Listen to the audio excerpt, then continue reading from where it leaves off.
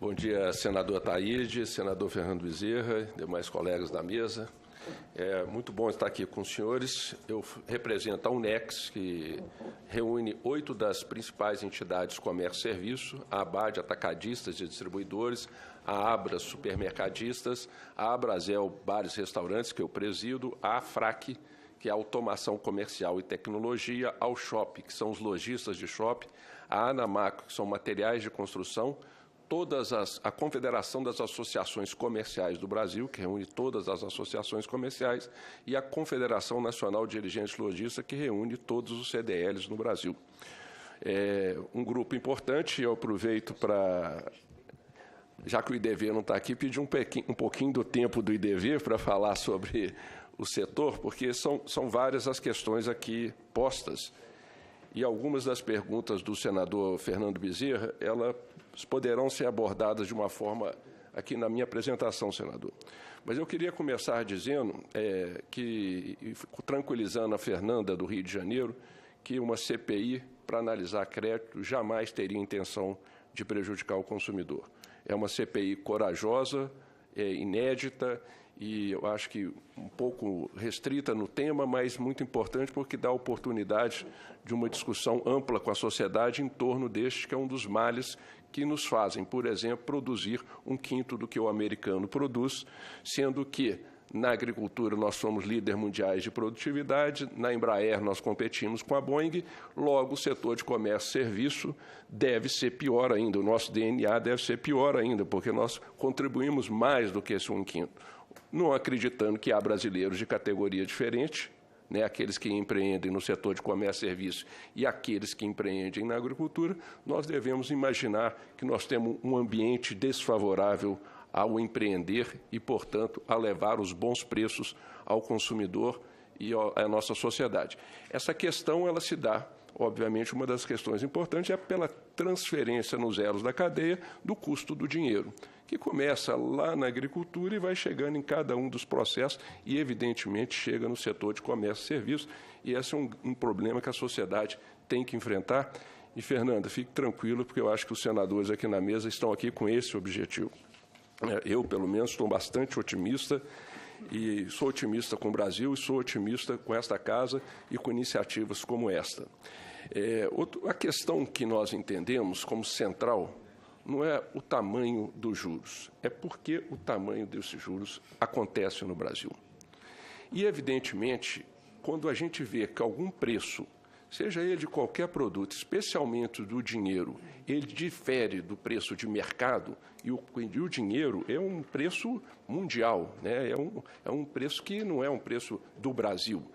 Então, quando você vê alguma anomalia num preço de um produto, evidentemente, por trás disso está a falta de concorrência. Então, a questão que está por trás do spread, dos juros no Brasil, é a questão da concorrência.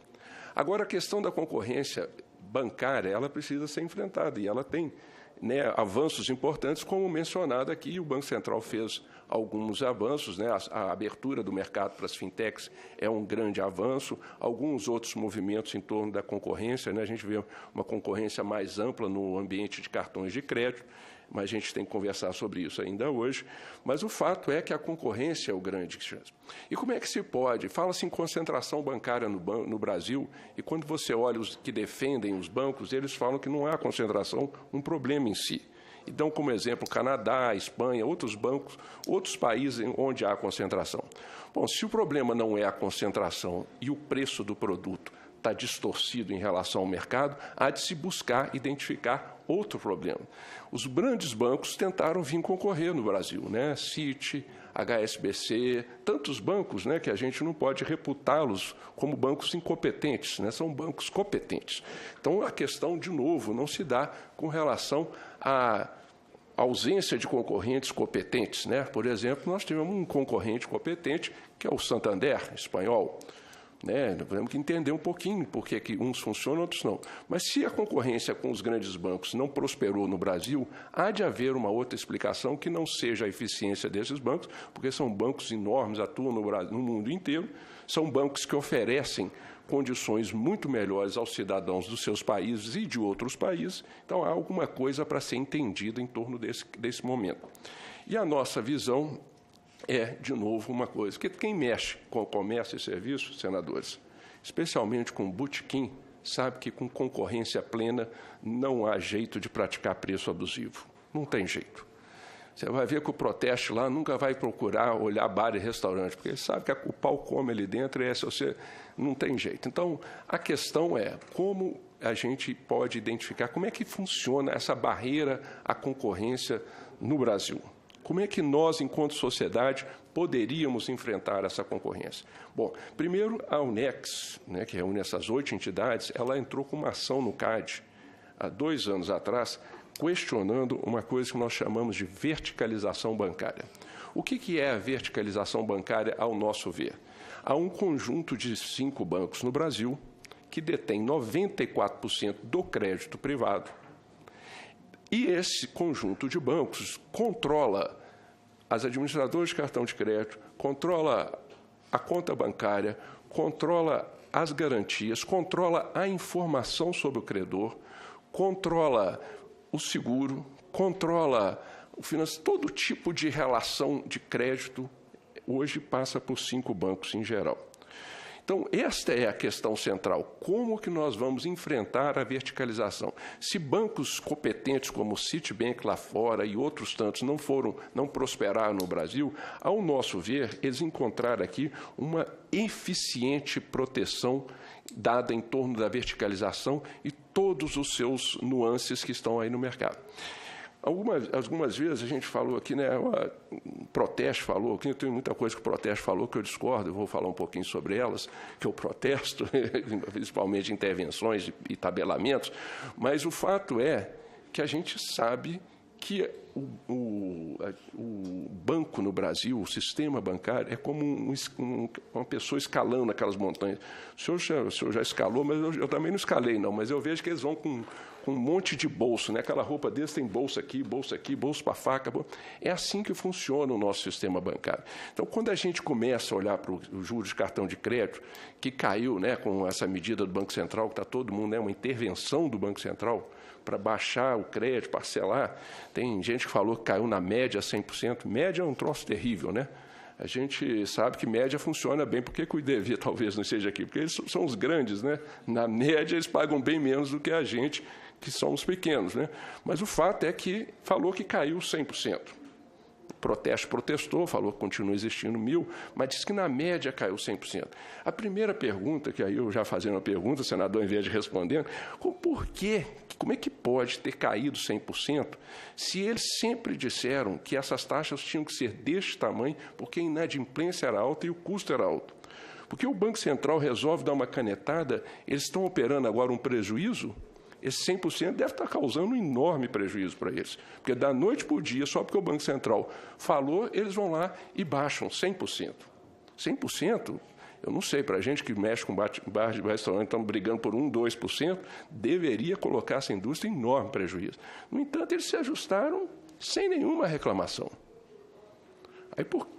Aí vamos falar do cheque especial, outro objetivo dessa audiência pública. Aí eles agora, a Febraban, se reúne, li isso na imprensa, e diz que vai fazer autorregulação. Ou seja, não vamos esperar o Banco Central mexer com a gente no cartão de crédito, vamos fazer a mesma coisa aqui. Autorregulação, dono de botequim é complicado, senador. A gente não entende muito bem como é que funcionam as coisas, mas a gente lê na imprensa, né? Por exemplo, se eu reunir um monte de dono de botequim, 5 donos de botequim, e resolver combinar preço, sabe o que vai acontecer? Nada. No mercado, se a gente combinar preço, o preço vai subir, porque a gente vai mudar para o vizinho. Já se reunir 5 postos de gasolina para combinar preço, o que vai acontecer? Vai prender todo mundo, que já prendeu. Agora, a Febraban reúne lá os 5 bancos e resolve sugerir uma nova política de preço, como é que vai parcelar sem intervenção do Banco Central, e ninguém fala nada no Brasil. Obviamente, eu não sou economista, não sou especialista do CAD, mas eu acho curioso por que algum tipo de atividade econômica pode se reunir para falar de preço e propor autorregulação num mercado fortemente concentrado, que a sociedade está insatisfeita com seus preços, e eles fazem isso. Mas por que eu falei dos bolsos? Porque se eles fecharem, baixar um pouquinho lá a média do cheque especial, como baixaram a média do crédito, eles têm diversos bolsos, eles aumentam a tarifa, eles começam a cobrar mais no intercâmbio, eles começam a mudar a parcela, eles mudam. Então, assim, é muito bolso. A verticalização permite que eles escolham aonde ganhar dinheiro. Então, quando a sociedade põe seu foco somente num produto, como o cheque especial, como o cartão de crédito, eu imagino que provoque gargalhadas entre os acionistas. Assim, opa, só esses 2 bolsinhos? Vamos mexer nele, tem tantos outros para recompor margem. Então, a questão tem que ser vista de uma maneira sistêmica. Como ampliar a concorrência neste mercado? E aí, nós achamos, primeiro, que o CAD tem um papel importante em propor a desverticalização. Tem que conseguir avançar. Isso avançou-se na Europa, avançou-se nos Estados Unidos, avançou aqui. A Argentina está...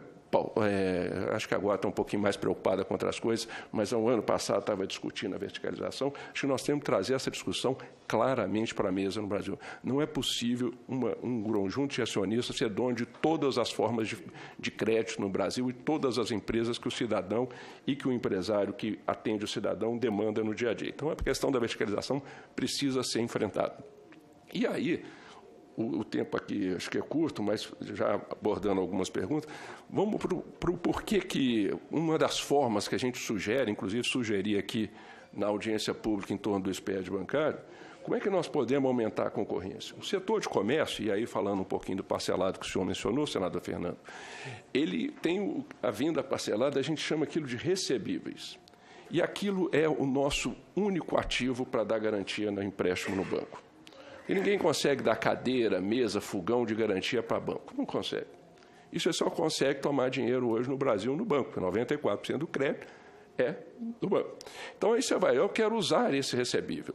Só que esse recebível, que é muito importante, que permite, às vezes, que a gente tome 4, 5 vezes mais em crédito, porque ele é uma garantia muito importante, porque ele na verdade, por trás dele, quem garante ele? São os próprios bancos. São as bandeiras internacionais. Então, é uma belíssima garantia. Mas o que os bancos fazem? Obrigam-nos a dar essa garantia somente a eles mesmos. E de uma maneira tão sofisticada que, às vezes, a gente só consegue dar para um determinado banco.